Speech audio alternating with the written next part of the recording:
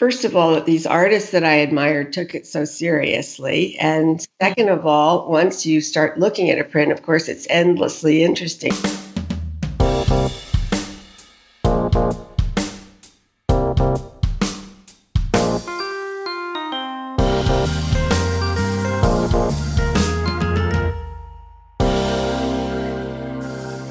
Hello, print friends, and welcome.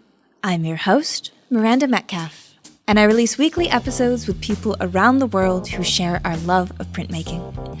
If you like what we do, please rate us and review us on Apple Podcasts, or just tell a fellow print friend about the podcast and they can enjoy it too. We also have a Patreon page with tiers that start at just $1 a month, and every little bit goes to help us to keep bringing you printmaking content every week. You also get thank yous like exclusive merch and access to our bonus content, Shop Talk with our editor, Timothy Pauschak. These are quick and dirty tips and tricks with our guests about materials, processes, business advice, and just general studio nonsense. So if that sounds like something you're interested in, you can check out the link in the show notes and sign up today. If you want to save a little cash and still support the podcast, you can do it now with a yearly subscription and save 15% off that tier price. Printmaking forever, shun the non-believers. Hello Print Friend is brought to you by Speedball Art Products, who've been offering a diverse range of high-quality products to your creative practice since 1997. But we all know these products do not use themselves, and that's why Speedball works with a fantastic lineup of contemporary printmakers who make up the Speedball team of demo artists. Artists like the charming and talented friend of the pod, Miles Calvert. Miles is an assistant professor of fine arts at Winthrop University who encourages experimentation and collaboration in his demos, sharing his expertise in screen printing, relief printing, woodblock, monoprint, lithography, and digital. So if you want to learn a few tricks of the trade and expand and improve your practice, head on over to Speedball's YouTube channel and see how it's done. There's a link in the show notes.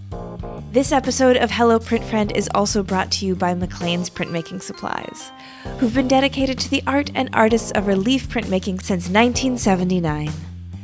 Their small specialist team in the Pacific Northwest is the leading supplier of Japanese relief tools for printmakers in the US and abroad, whose primary purpose is to help you find the materials and support you need to reach your printmaking goals. In addition to their high-quality Japanese carving tools, McLean's has resources, books, DVDs, and information on how to use everything you need to make a woodblock, from barons and blocks to paper and whetstones. So head on over to McLean's at imcleans.com or follow the link in the show notes and learn something new today. My guest this week is Anne Coffin, founder of the International Print Center of New York. We'll talk about coming to printmaking through collecting, the effects of the September 11th attacks on the art scene of New York and beyond, the democratization of applying through shows through the internet, the foundations of starting a solid not-for-profit, and looking back over the center's 20-year history of print advocacy. So, without further ado, sit back, relax, and prepare to heart New York with Anne Coffin. Hi, Anne. How's it going? Going really well. It's really great to hear your voice, Miranda, and to have a talk. I am very much looking forward to our talk. Yes. Thank you for joining me. And I'm glad we could get all of our international scheduling worked out, too. That's always a bit of an adventure, but we did it. Yeah. So don't even tell me what time it is in Thailand. Yeah. It's only 8 p.m. It's not bad. It's not bad. Yeah. Good. Well, before we get into my questions I have for you, would you mind introducing yourself just a little bit? And I always ask my guests to say who you are, where you are, and what you do. Okay, happy to. I'm Anne Coffin. I'm at the moment in Cornwall, Connecticut, a couple of hours north of New York City, where I spend many weekends and rode out the pandemic. I'm missing New York intensely. But we have a lot of artists working around here and a lot of writers, a lot of interesting people. So, and it's a beautiful place. So it's great to be here. I'm also looking forward to the fall and getting back to New York and seeing many, many art shows and catching up on what I missed during the pandemic. And what I do here in my basic retirement from my PCNY, I've been spending a lot of time in this rural, beautiful place at the little local library, putting up shows of local artists, which has been sort of 6 or 8 a year, which has been very exciting. In a way, it aligns perfectly with what I was trying to do at the Print Center in starting it, because it gives local artists a chance to show their work, often very early on in their careers, sometimes very late in their careers after their galleries have closed or moved on. So it's been very exciting. And of course, I always look for prints, but there's a lot else going on here, a lot of painting and plein air and portraits and all sorts of things. So that's been exciting, and I do the events here. And back in New York, I'm involved in a lot of nonprofits, so landmark preservation, things like that. And I'm still on the board of IPCNY, which I love being involved with still and seeing it grow. And perhaps you wanted me to introduce myself basically by saying that I was the founder of the National Print Center in New York, but left 3 years ago. I was there for 16, 17 years. Putting it in place and on the map, and developing the programs, and finding the trustees, which is really important in a nonprofit institution to have fantastic trustees representing a range of talents and knowledge. And I stayed with it till I retired about 3-4 years ago. And I'm still very involved, which is very gratifying. It's growing very nicely under the leadership of Judy Hecker, who I think you interviewed once before. Yes, she was wonderful. Yeah, she's great. So, beautiful. I think that's perfect, because I realized in my question it's what you do, it's just sort of in the present tense, but then also we're meeting today a lot of because of what you did, which was of course found IPCNY. So where did you grow up, and what role did art play in that part of your life? I grew up in the suburbs of New York, in New Jersey, in a community very near the beach. I spent a lot of time in a sailboat and a normal, healthy childhood, and I did go occasionally into the city, but mostly to see theater, and really didn't begin to pay much attention to art until I got to college, and of course took Art 1-1. Everyone takes Art 1-1, and got hooked and went to Europe in the summer, and then started going down to the city occasionally toward the end of my college years, and found myself in some print galleries. I think it was over Pearl Gallery on Madison Avenue in the 70s, and there was a print gallery there. I'm not sure who it was. It was a long time ago. But in the low 70s, it was like 70, maybe 5th Street or something like that. There were a couple of galleries along there. The gallery community was much smaller then, of course, than it is now. And so I started looking at prints. And then when I moved to New York after college, I worked very near the Museum of Modern Art. I worked for a magazine, which of course was printed. So printing was that kind of offset commercial printing was part of my life at that point. But then I started going to MoMA like 2 or 3 days a week at lunchtime, and when on weekends we were going to galleries on weekends. And at that point there were print galleries. Well, there was Leo Castelli. We went there, and there was Sylvan Cole at Associated American Artists. I think I went there every single Saturday. But during the week, I got involved at the museum as a volunteer on the junior council, which basically it was very young. The museum was very young then, and this was in the 60s. And the junior council got involved very directly in producing Christmas cards and producing the postcards and producing the annual calendar and even a couple of books, because the museum staff was very small then and not as professionalized. It was much less formal. So I got into the print department and worked under Reva Castleman, who was the chief curator there. It was amazing for somebody who was trying to learn about prints to actually be able to be in that department and see what went on there, and go through the card catalogs, and people would pull things out for me to see, to recommend to my little committee for publication for the museum. So I got really interested in prints. And then coincidentally, besides going to every resource I could find in New York, we had friends that were collecting. We had begun collecting by then, but these friends had bigger resources than we did. And we went out. They introduced us to ULAE, Tanya Grossman. So we went out there in Long Island a couple of times and bought a Rauschenberg Visitation #2, in case you want to know what it was, which I still have. And it's one of my very favorite prints. Wonderful. Yeah, they bought a Jasper Johns coat hanger. They bought a Fritz Glarner, Larry Rivers. I mean, and then we went to California one time. We went out to Crown Point Press, which was then in Oakland. But this was just around the time when printmaking was just exploding in America. Really a printmaking renaissance across the country. Crown Point Press was founded. June Wayne founded Tamarind then, and of course ULAE in New York, and Gemini in Los Angeles, and later on Ken Tyler Graphics. There was so much activity. It was really a great time to get to sort of dive in and learn about printmaking. And all of the great artists were, of course, making prints. And so one learned right away that it was a primary medium and that these artists totally dedicated to their printmaking, along with their painting and or sculpture, whatever it was. Oldenburg, for example. It was just great.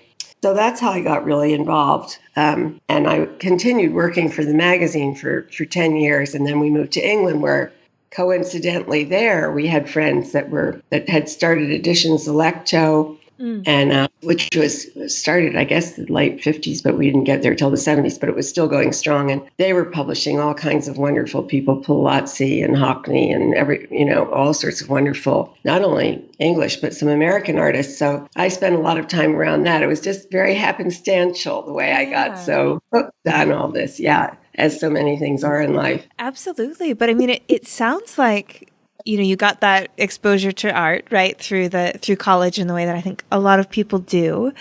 But then you were kind of exposed to print, but also sort of sought it out. So what do you think was it about printmaking that really lit the spark for you? Well, I think it was, first of all, that these artists that I admired took it so seriously. And second of all, once you start looking at a print, of course, it's endlessly interesting I took a very basic course from Victor D'Amico at MoMA, Saturday mornings or whatever it was, nighttime. And, once you've even made one print, you understand the sort of the reverse, the layering, all of that. And then you look at it in a more sophisticated way. And it's just endlessly interesting. And I love all the experimentation that goes on and the incorporation of new techniques and the collaboration and the layering. And I just got very interested, I think, for that reason. Yeah. Yeah. I think that printmaking is one of those media that it really is like an onion, or I don't even know. Yeah. That's not even like as delicate or interesting enough of a metaphor, but for lack of a better one, like the onion, where it's just you understand the different media, and then you understand the nuances within those media, and then you understand the way people break the rules of the different media in a way that it really just keeps giving and changing. And if you're at all sort of technically minded, or you like a challenge, or you like a puzzle, or you like sort of thinking in steps, printmaking just really lights up all those parts of the brain that get excited, I think. That's absolutely right. The other thing that's so wonderful about it is the dedication of the specialists, the etcher and the lithographer, and these people that work on other people's projects. The master printers, and how they dedicate themselves to creating someone else's work. I love that. I mean, I love the idea that they work together so closely, and that you might have an etching that then has a ground or something, and then has to be flatbedded across town. This has happened often early on, and when the studios were smaller, and they would collaborate on a work, and maybe a silkscreen process would go into a work that started as an etching. It was really interesting to see that, and how respectful they were of the artist and of each other's talents and expertise. Yeah. And then, so when did the sort of first seeds of IPCNY get planted? When did you start to think about maybe building a center for printmaking might be something you were interested in? Well, that was sort of the early 90s, I guess, because we had come back from London, and I was freelance writing, and I wrote about downtown print shops for a little magazine called Downtown, published by the Lower Manhattan Cultural Council. So I'd been all around looking at these various print shops. And then I got sidetracked for a while from freelance writing. I went to work for the Harvard Center for Italian Renaissance Studies in Florence, Villa Itati, which was lucky. I mean, it was really completely out of my sphere, but I liked the idea of academia. Yeah. Of diving into that again. And I liked the idea of Florence and Italy. And of course, yeah. So I did that for 6 or 7 years, still freelancing a little bit, but it gave me that I hadn't realized. When you look back over your life and see how it all adds up so neatly, it gave me professional administrative experience, that professional arts administration that I hadn't had. What I had was arts administration as a volunteer, because I'd been head of a couple nonprofits in New York. So I understood what went into running a nonprofit, but I'd never done it. And at Villa Itati, I had more hands-on professional admin experience. So, but then at a certain point, New York was kind of in the doldrums, and I didn't like the idea of putting my energy into something that was going on the other side of the ocean, supported, owned by a very rich university. I mean, it just didn't feel quite right anymore. And I wanted to, because I love New York, I wanted to do something that would help New York kind of bounce back. And the artist community then was a bit in the doldrums too. I mean, the rents had gone up. It was hard for artists to keep their studio space. And I've always felt that great cities need a really active artist community, because I think they're sort of energy and the new ideas and the commitment to ongoing change and growth. And they just are such a jump start to a city. And we had always had lots of young artists coming to New York, but it was harder for them to get their work out and harder to live here. And so I felt that if I could do something that increased exhibition opportunities, that would pour some income back to these people, that it would help to revitalize the art scene in New York. And so I started talking to people. I just talked to everyone. Obviously, I mostly knew print people, but I talked to everybody and finally got this. I talked to publishers and dealers and artists and philanthropists, and whom I knew a lot of from my work in the nonprofit world. I just talked to lots of people, big, wide range, probably, 75 people maybe. And finally, it kind of looked like the right way to go was to start an exhibition space for prints. And I spent a lot of time at that point talking to Brooke Alexander, who was very kind. About once a month, I'd go talk to him. I'm sure everybody on your podcast knows who he is. And also Peter Blum, two of the print dealers down in Soho at that point. And I talked to Sylvan Cole, Associated American Artists. I talked to Bill Lieberman at the Met. I talked to Reva Castleman at the Museum of Modern Art. I talked to all sorts of people. And the idea emerged. I mean, it became obvious that there was a lot of support for this idea of starting a center where artists could exhibit, where what the public could see prints and artists could exhibit them, because we needed a connecting point between the work that was being made and the people who wanted to see it. One of the things I realized was that I had found all these wonderful workshops in Lower Manhattan when I did these articles for downtown, but there was no way to see that work unless you went right to the studio, knocked on the door. First of all, you had to know it was there. Right. There were not enough connecting points, and certainly not connecting points for young artists starting out. So I got together a small board, and we started figuring out programs that would support this mission. And the first one to emerge, it took a while to develop it, but it was the New Prints program, which is the series that we're celebrating in present tense, the show that is celebrating our 20th anniversary this fall. So. Absolutely. Yeah. And I definitely want to make sure we get a chance to chat about present tense, because it's such an interesting idea. But before we bring it to the present, I guess, so what year then did IPCNY open its doors, and how have you kind of seen things evolve, I think, over that time? I'm always curious to know how, when you take on a project and you get to see it through over the years, a large, ambitious project like this, what sort of changed? What did you expect it was going to do that you realized it wasn't? What things has it surprised you with? How's the evolution of the idea move on, or has it just fulfilled all your expectations. Well, the opening of our gallery in 2000 was very exciting because it was so well received. We opened the door I opened the door at about 10 of 6. The show was opening at 6, and I went out to go to the ladies, I guess. I don't know. Anyway, I went down the hall, and there was a whole pack, probably 50 young artists sitting out there with their backpacks waiting to get in to see the show. And I realized in that moment that we had really managed to create something that was really needed and really welcomed by the artist community. What I guess I didn't expect was how slowly, well, Chelsea was just a wasteland then. We ended up in Chelsea because it was the rents were better over there, and we had a very smart person on our board, Leslie Garfield, who figured out that's where the art world was going when it moved on from Soho.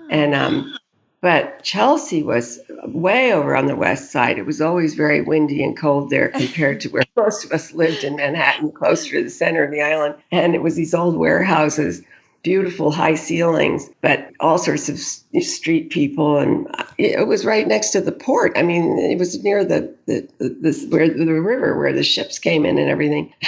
and it was very dicey. There weren't places to eat, really. I mean, it was a very raw neighborhood. And there were a few galleries. Paula Cooper was there. There were a few galleries that had already opened up. Not a lot, Green Naftali. And there were mostly artist studios in this old warehouse building, which was owned by someone called Gloria Naftali, who had the idea of converting the warehouse into artist studios. So there was a lot of life in the building and a great vibe to it. Painters studios, and there was one printmaking facility in there, I guess. And there was one person that had a press. But it was mostly just artist studios, and then there was a framer. I mean, it was art-related stuff, but there were galleries there then in the building upstairs. But the streetscape of Chelsea did not have that many galleries, and all that began to change very quickly, which of course brought many more people to the neighborhood, which was great. So we moved after a few years down to a bigger space, looking out at the street where we could at least have some presence on the street, although it was on the floor. But it helped a little bit to get more people in. So I'm digressing a little bit, but that part was hard, getting the audience beyond the artist community and beyond the sort of dedicated collectors and beyond the curators to get in, say, the press, to get in the general public. And big part of our mission was to educate the public about printmaking and enlarge the audience for printmaking. So we really felt we needed to have a presence, that we needed to develop more of a presence for the gallery. And we did everything we could think of. We did 3 shows uptown that promoted in big spaces, midtown. One when we opened, one of our 10th anniversary, one in our 15th anniversary. We did these big shows midtown in commercial office buildings to try to expand the audience and drive people down to our gallery.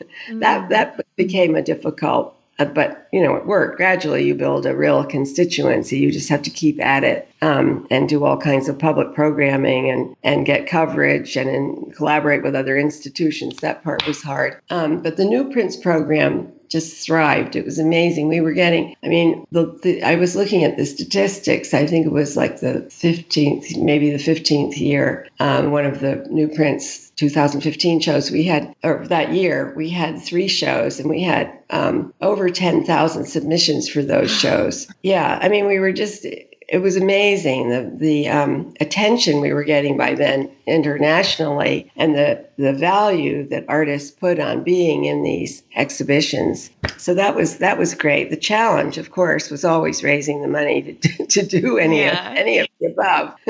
So. Yeah. And so, as you mentioned in passing there, you have an exhibition that's this fall. It's called Present Tense, and it's actually sort of revisiting the New Prints in a really interesting way. Can you speak to the idea behind the exhibition and how it actually is a bit unusual?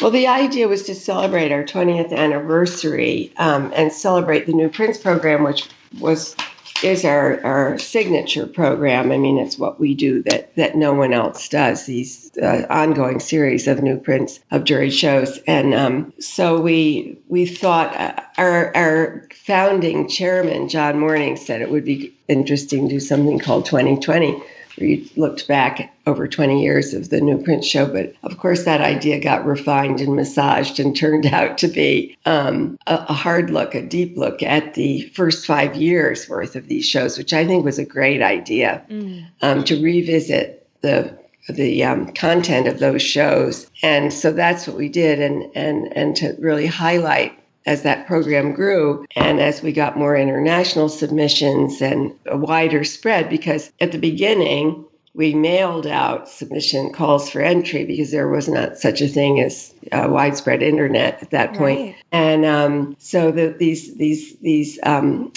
submissions calls would get sent around a college community or be posted on a bulletin board or something. But it was nothing like when we were able to do it electronically, which started a few years after we began these shows, when you could email it to people and they could submit electronically. That was a huge leap. But we had to wait until we felt that enough artists had computers and had the capacity to submit that way. We didn't want to disadvantage anybody. The idea was always to make it as open a process as possible, no entry fee. We paid the return shipping. You know, we wanted to make it really user-friendly for all artists. So we waited until we felt enough of the world was connected electronically that that we could do submissions that way. It was a lot easier. And of course, it also increased the submissions a lot. So that was a change. And that happened during those first 5 years. I think it happened maybe in year 3 or something like that. So we wanted to do a show that reflected on those first 5 years and how the prints reflected the changing times, because there were so many amazing events going on during the first 5 years of the century. So it was very interesting to see how that was reflected. There was a lot of identity issues that turned up in the work. There was internationalism as more and more artists were working all over the world in printmaking and learned about the print center and sent in submissions. And of course, there was 9/11. It certainly affected the culture of everybody in the artist community and everywhere else. So it was interesting to see all that come together. And we asked Deborah Cullen to be a co-curator. She had been around the Print Center very early on.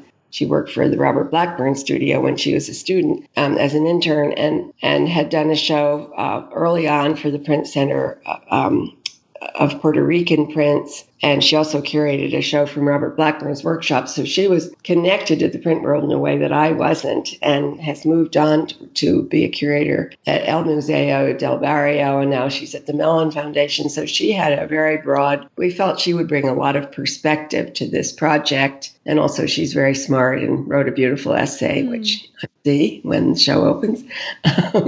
So that was the thinking behind this show, to take a good look at the first 5 years, what was going on in the world at large, and do it through not just my viewpoint, but also someone with a broader point of view. Yeah. I remember when I was reading the sort of little press release or the little blurb that we got sent about the show, I was really struck by the particular mention of the September 11th attacks, because it's I think that a lot of the people who listen to the podcast are in their 20s.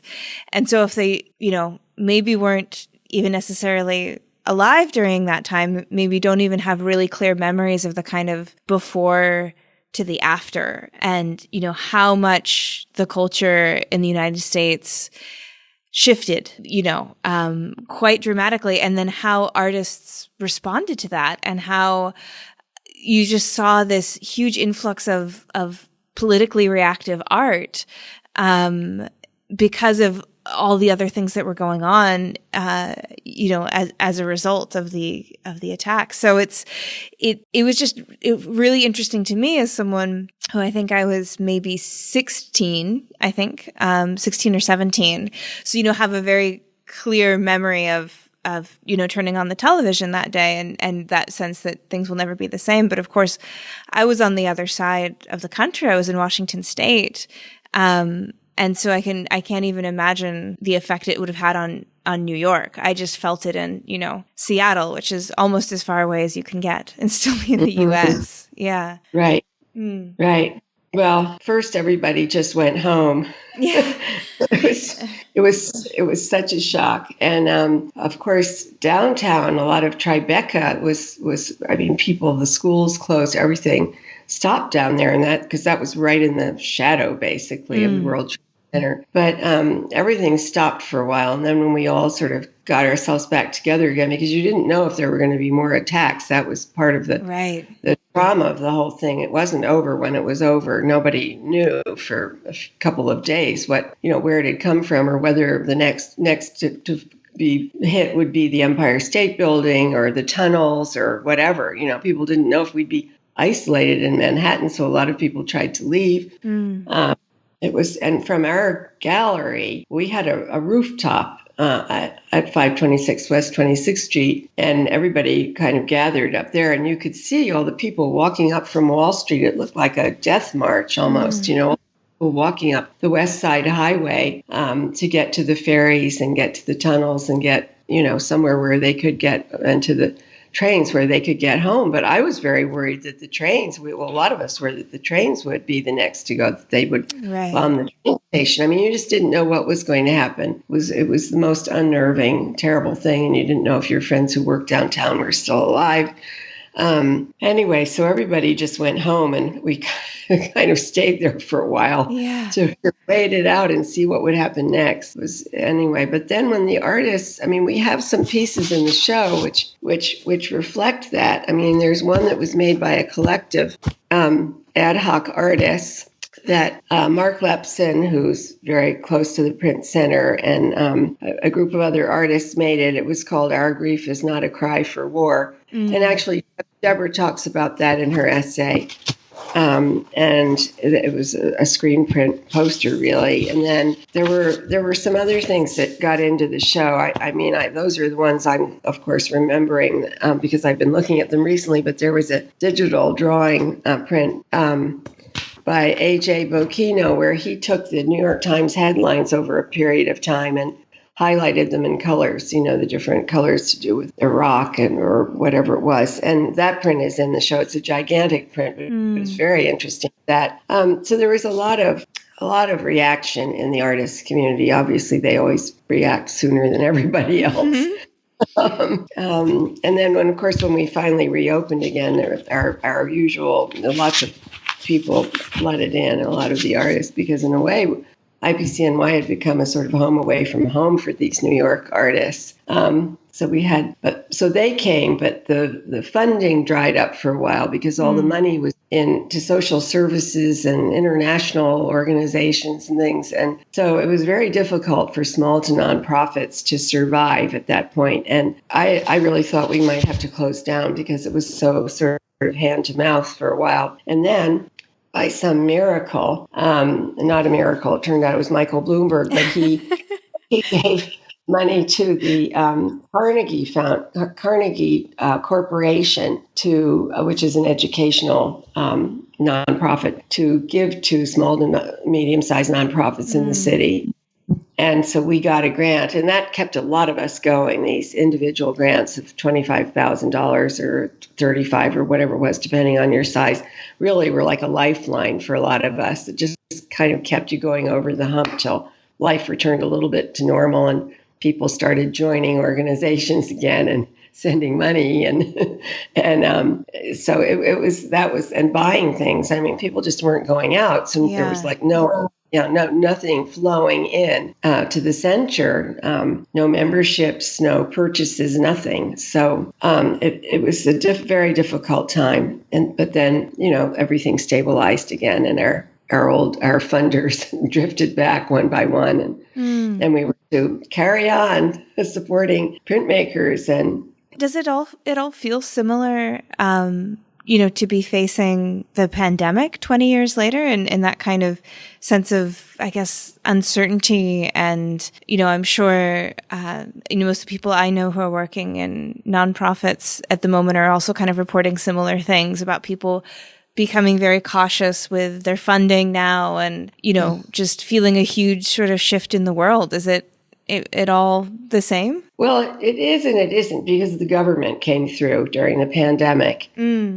Their PPP loans and their gifts, basically, and a lot of support for people individually and for nonprofits. So, I'm not in the driver's seat at this point, so I didn't have to navigate this the way Judy has. But I think that, yes, it's a different feeling. It's equally terrifying, but it's different in that the government has supported us, and also it is unknown. In that sense, there is the unknown quality in both of these situations, because just like the Delta variant, suddenly we have that. Is there another attack coming? But there was an end to the attack.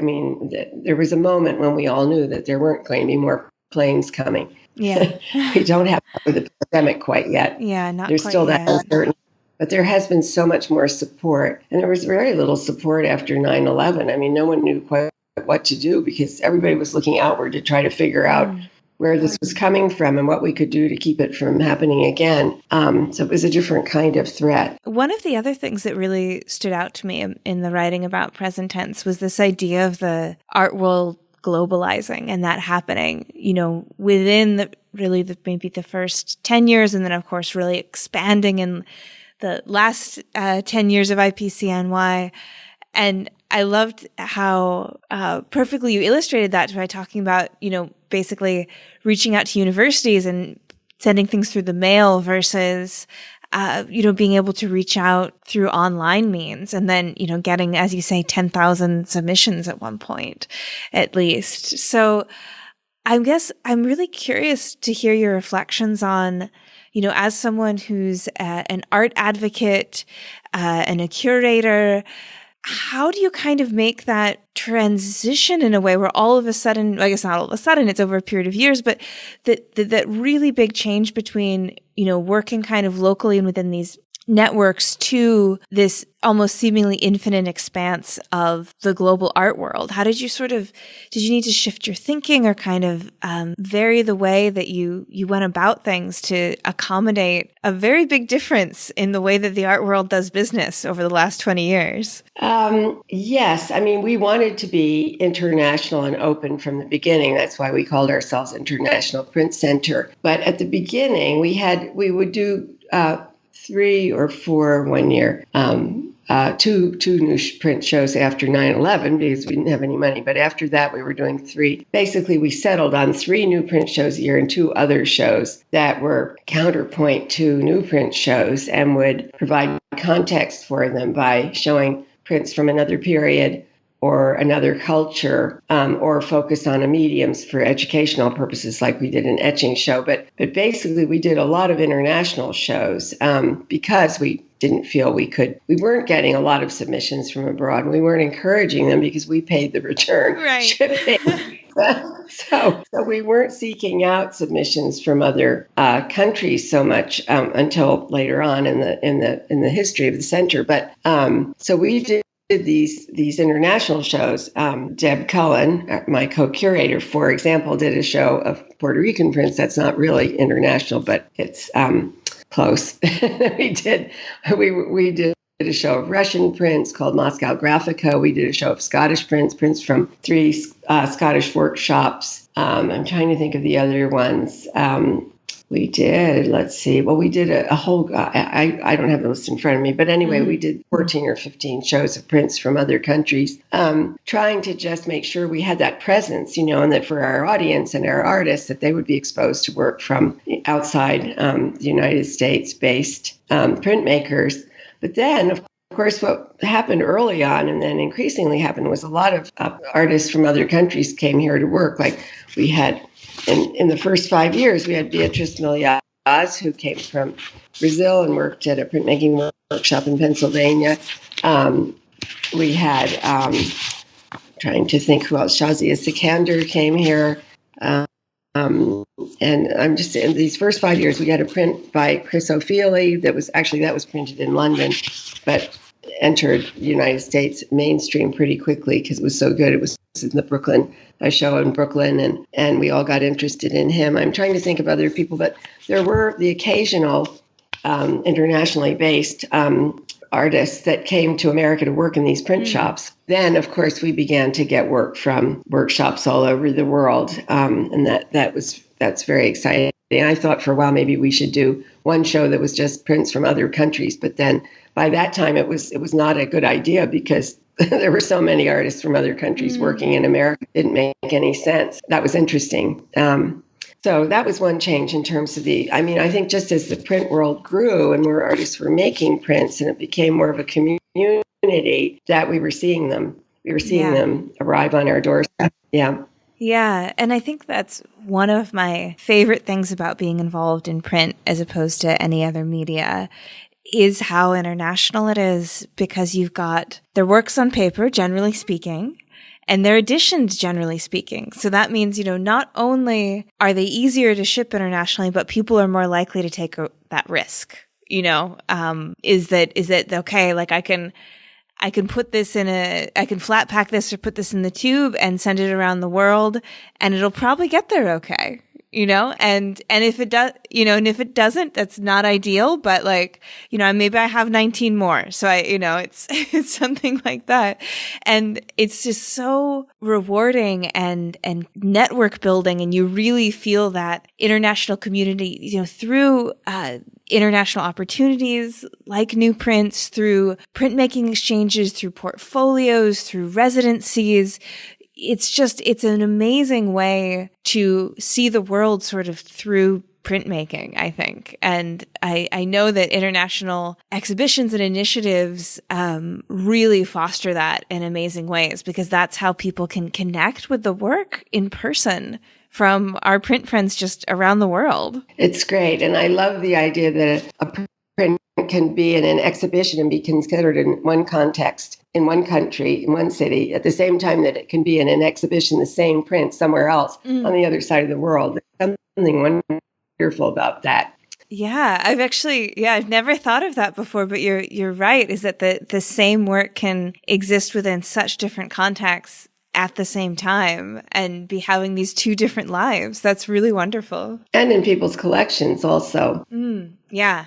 So I'm hoping that maybe you'd have a few words of wisdom for young printmakers out there who are looking to get noticed by curators. And I know that that's, of course, very, very different curator to curator, right? Like they're going to have a different eye, different things that they look for. But if someone's listening to this and they're thinking, I'd love to be in an international show, or I'd love to get attention, do you have any kind of, having, done new prints as the project for as long as you have, something that maybe you can tell a young printmaker that might help them? Well, first of all, they shouldn't give up, because eventually, if they stay with it, eventually people will notice. I mean, we had a lot of curators who pay attention to our shows. And I think not only the shows, the new print shows at the print center, but under Judy's leadership and with the expansion of our staff, there's been such a great online presence of IPCNY. And of course, that reaches curators all over the world.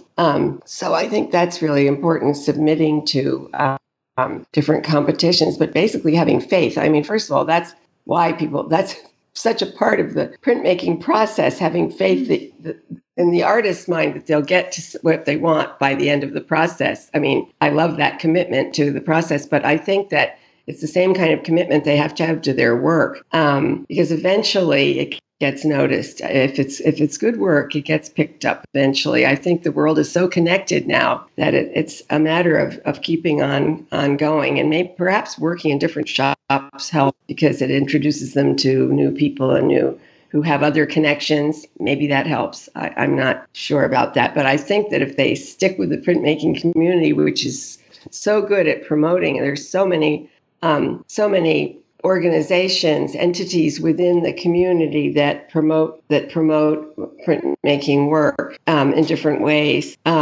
that they'll get their work out there if they just keep making good work. Yeah. That's a pretty simplistic answer, but I do believe that the cream rises to the top, and that and the curators are looking for good work. They don't have a lot of time as part of the problem, and they're not going to open every envelope that comes to them or everything that comes through their email box, but they're looking for good work. So it's kind of a matter of time before you get their attention.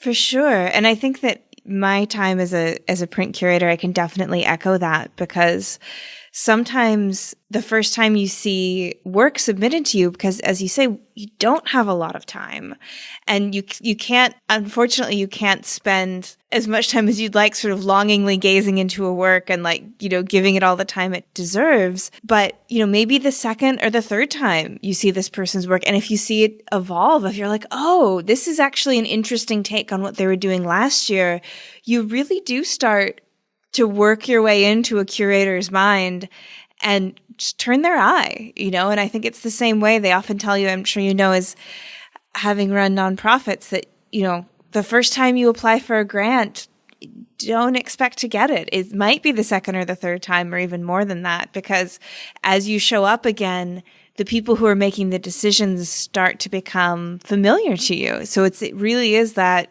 consistency. Yeah. Yes, I think that to see an artist's work evolve is very impressive. I mean, if somebody sends something, then you see their work again a year later, and you see an evolution towards something that looks really interesting to you, of course you're going to pay more attention to it than just seeing one example. I think that's absolutely true. And you begin to get a sense of the where the artist is going with it. So, I mean, we had people submit. That's one of the things that's fun for me doing this show, present tense, because I had looked at the most recent show that IPCNY did online, and I saw there one of the artists was in our very first show. It's so interesting to see that. How the work is consistent and how it's evolved, and it's just really interesting to see that 20 years later. Isn't that amazing? Yeah, it's one of the most fun things about being a curator, or just, I think, involved in the arts in any sort of administrative way, is really seeing careers and aesthetics and visions evolve over time. Mm-hmm. And it's so rewarding, especially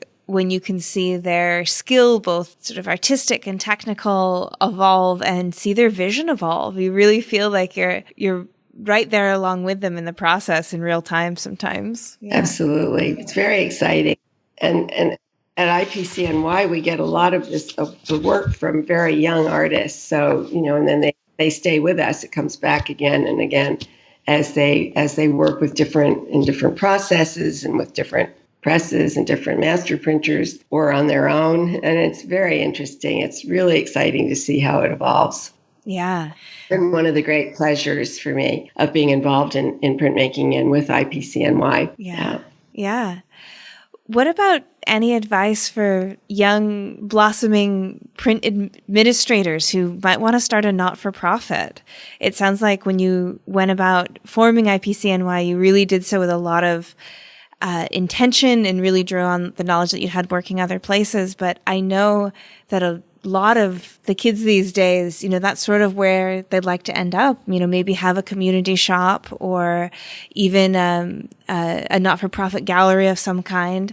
What would you say to someone starting out? I would say you have to have a very clear mission and be totally dedicated to it, and really believe in it and just stay with it. That's really the key. You have to have a passion for your mission, and it has to be really clear. That's the basic key. I mean, I was impossible for years because I thought about it all the time. Everything kind of related in my mind to what this thing should be or what it shouldn't be. And I drove everyone mad in my family, and my friends were very patient, but you have to just really believe in it. And it has to be clear, and it has to be something that it has to be providing something to the world that no one else is providing that you can find. There's no point duplicating someone else's efforts. That's the other really key thing. You look for the niche that you want to fill, and you have to believe that niche really needs filling, and then you'll be able to do it if you set about it that way, because people appreciate that if there's a need to be addressed, that you're trying to address it. And then you have to get very good people to work alongside you. And it has to be a variety of skills. It has to sort of, I looked for people to mirror what I thought my staff should be. So I wanted to have a lawyer. I wanted to have eventually an architect. I wanted to, well, not an architect, but a real estate person. I wanted to have a couple of collectors that really knew the market and knew the different sources of prints, that knew them very well, because we had an art advisor who, again, was somebody whose business it was to really know the landscape and know the sources of prints. You need a good writer, a really good writer. I mean, you need a very good numbers person who can help you with the numbers, because we were just a staff of one for a while. I say we were a staff of one, but then we were a staff of 1.5. And then for a long time, we were just 2 people and with a couple of interns. But so we really needed a board that would commit to help with these various chores that had to be done that helped us move along. I mean, we had to have someone to help us with our books because we didn't have an accountant on our staff, for example. So that was key. So you have to also find very talented, committed people to work with you that are devoted to the cause, and will really step up and help and come to. I mean, I had our openings, they would all come to the openings at the beginning and all of that because they were so committed and so excited about what we were doing. So that's the best advice I can give, really, is to develop a clear mission and to learn to communicate it well, to really believe in it so that you can communicate some passion for what you're trying to do, and then you can get other people on board. And getting the right other people on board is key also to the leadership. And you have to have someone with leadership skills to help develop the board and lead the board. And then you're all right. You just have to figure out how to raise money. Yeah. Because you know your program. And we had a very clear mission statement to begin with, and a very clear prospectus. Sorry, I was looking for the word that presented our programs. And then we refined those programs. So by the time we opened, we knew exactly what we were doing. We had all the guidelines for the new prints program in place, how many people should be on the jury, how far ahead the prints should be submitted. Everything was really clear. And for the other shows, we knew exactly what we wanted also. So, that all has to be worked out ahead of time. I started thinking about it in 1993. We got our incorporation in 1995, and we didn't open the doors of the gallery till 2000. So that tells you that you have to have patience also to develop the programs to support the mission and to find the resources in terms of volunteer people and in terms of finances to make it a reality. Yeah. And I can really see what you're saying about having something that you have a passion for, because it does need to continue to light that fire in you over years and years and years, because you'll need to be able to not just get other people excited about it in the first 6 months, but also 5 years down the line and 10 years down the line as well. Yeah, that sounds really significant. Is it something that you could talk about all day, every day for the rest of your life? Probably not now. Yeah. It's a little harder now. I'm not boring everybody to death now with my conversations about the print center. Probably not. Although I suppose I could have. If you wanted to come over here and sit down, we could talk for another couple of days about the print center. Well, we would love to get you to Bangkok and share Thai prints with you. So maybe we can get you to come over this way and we can talk more. Well, if I were still in Judy's seat, I'd be trying to get you to do a show of Thai prints to send to us. But that's not my brief right now. Yeah. I'm just a board member. But I mean, I haven't seen a lot of Thai prints in New York. I don't think anyone is, actually. I know that Deb at Chicago Printmakers Collaborative did a show of Thai prints. And then when I was curating in Seattle, I did a show of Thai prints.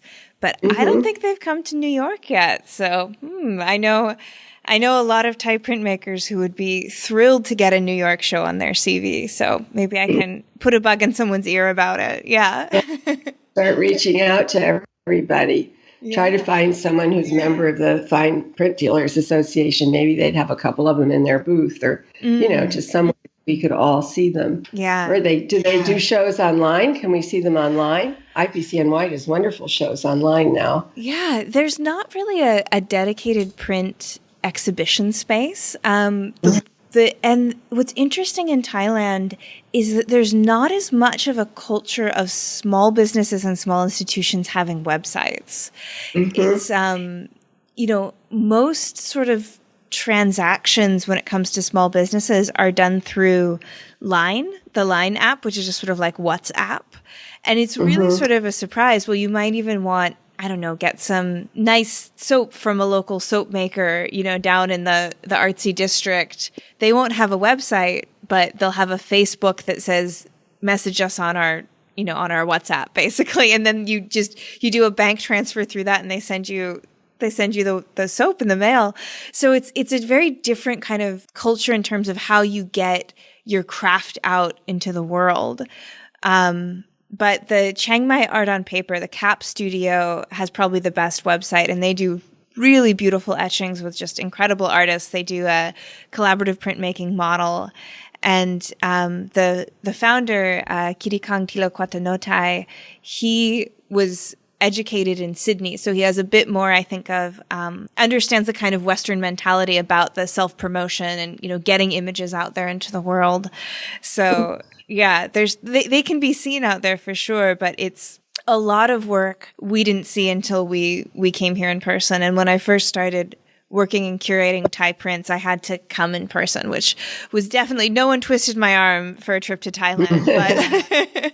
But once I got here, I really understood the extent of it, and the quality is just really incredible, from what people do with, like 19-layer litho plates and, just the most beautiful, rich etchings and, silk screens that just have just incredible depth and like painterly quality to them. Really a lot of really, really nice work, interesting work, political work, all happening, in Thailand. So, yeah. Very, very interesting. I think that's one thing you said, though, that we hadn't talked about was the idea of getting into a studio and seeing the process. And I think that's what really hooks people on printmaking. Once you understand there can be 19 layers, right? perfectly aligned, perfectly registered, that add up to this image that's so beautiful and that's so rich, then you're a printnik sort of person at that point. Absolutely. So when I was the director at Davidson Galleries in Seattle, I did a lot of face-to-face interfacing with people who just walked in off the street, and they, you can tell they walk around and they look at what's on the walls and their brows kind of furrow, and they come over to you and eventually ask a question like, are these drawings? Are these photographs? They're not sure. And so a few times I would explain a process, particularly if it was something like, let's say, a reduction woodcut. And you could tell that they understood what I was saying, but they just didn't think that was possible, Right. Like they understood, but maybe they thought they didn't understand because what I was describing sounded insane to them, Like how could someone do that? Well, yes, they have to have it explained to them several times, and to see it is the best. That's the best. That's what we did early on when we were starting to develop a constituency for the Print Center. We took them to workshops, and it was amazing. I mean, the silkscreen workshops or somewhere, etching, whoever we could find that would let us arrive with 20 people. And that was just the best way to get people interested in printmaking, to actually see an image emerge, from all these layers of glassine or whatever it was. It was great. I'm hopeful that Instagram is going to, and maybe even TikTok, although I don't really understand a thing about it, will really help drum up a lot of that interest again, because you can see the magic happening in video now without going into the studio. And I feel like it can really bridge that gap a bit for people who are interested, who aren't necessarily living somewhere that has a studio, you still can see the magic of the reveal. You still can see a process video and really understand the incredible way that printmakers have to think in layers and think in, 12 steps ahead and plan it out and how are the colors going to interact and all of that. Yeah. And believe in the process, believe that they're going to end up with what they want. Absolutely. I think, we have at IPCNY now a very simple press, but I think even that helps people to understand, to see an artist working and see the proofs and things. It helps people to understand in a pretty simplistic way because it's not it's not a big fancy press. It's very simple. But even that first step is very helpful to people, I think, in understanding and getting them interested in the process and in a print versus a drawing or, Yes. And I think simple can definitely be good. I would always feel much more relieved when someone would ask me how a relief print was done than how a mezzotint was done. Exactly. I always want to be like, can we start with something simpler? Let's just get the basics done first. Yeah. Yeah. So I think particularly when you're dealing with just like the no exposure thus far, simple is good. Like keeping it simple and then kind of building on that is for sure the way to go. Yes. Yeah. Lure them in. Yes, yeah. Exactly. Well, wonderful. Well, we've reached our hour recording mark. So I think I'll make sure that I'll put links in the show notes to IPCNY out there digitally and to the present tense exhibition should it be up when we release. And other than that, Anne, thank you so much for letting me borrow an hour of your morning and help sharing your story and sharing the passion of print with the world. And yeah. Well, thank you, Miranda. It's been great fun talking to you. Yeah, you too. Your experience in Thailand. And I will definitely look at Cap's studio. Yeah, we'll send a link through for you. It's really, really beautiful work that they're doing and just great, passionate people, like you find in printmaking throughout the world. Yeah, it's a great world. So thank you. It really is. Thank you so much, Anne. We will be in touch. Thank you. Okay. Bye. Well, that's our show for this week. Join me again next week when my guest will be Catherine Jones, a multidisciplinary printmaker working in Brixton. We'll talk about the collagraph process, perceived and actual safety, international and domestic threats, and a crystal palace. You won't want to miss it.